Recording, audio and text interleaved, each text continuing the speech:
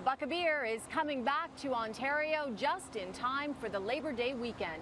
In a politically savvy move that is playing to his base, Doug Ford is allowing breweries to lower the base that they can charge, the base fee that they can charge, down to $1.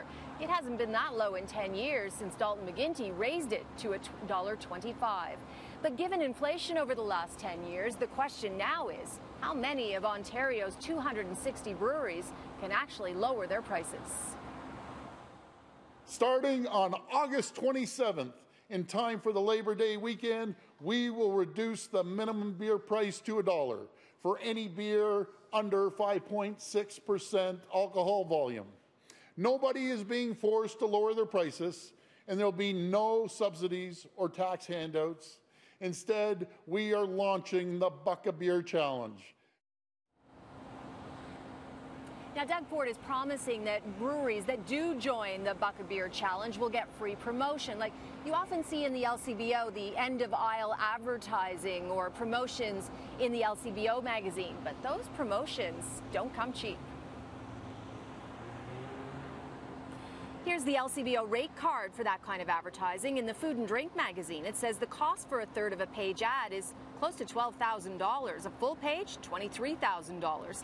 And end aisle displays are $215 per end. At 660 stores across the province, that's worth $141,000.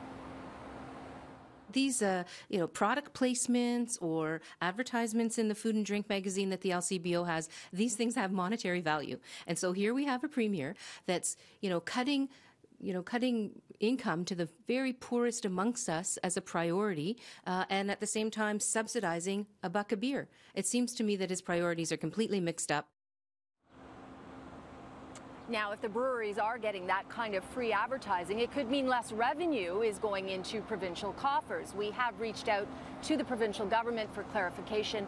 We are still waiting for an answer on the exact cost to the provincial coffers. As for how many breweries will actually take part, we've been reaching out and asking them if they will lower their prices. So far, 2 have said yes, 12 have said no, and that includes Steam Whistle, Great Lakes Brewery, and People's Pint Brewing Co. And we spoke to the owner of Blood Brothers about why they are not participating.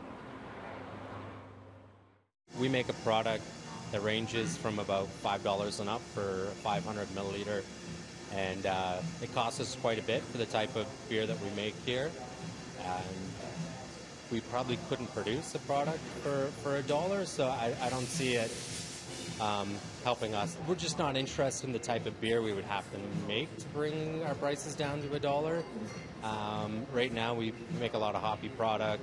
A lot of product needs to sit and mature for a good amount of time, and we couldn't do it. There would be no profit. We wouldn't be able to make exciting product for $1 a beer. So yeah, I don't see it in our near future. So who would be able to make a buck of beer? Definitely larger brewery format. You'd get those economies of scale in buying materials, as well as being able to turn product over quicker. Ultimately, the big breweries like Molson's and Labatt's would be in a better position to absorb the price drop. We have reached out to those companies so far. We have not heard, or they will not comment, if they will take part in the Buck a Beer Challenge. Now, this is an easy political score for Doug Ford. It's playing to his base and was a very popular item on his campaign trail.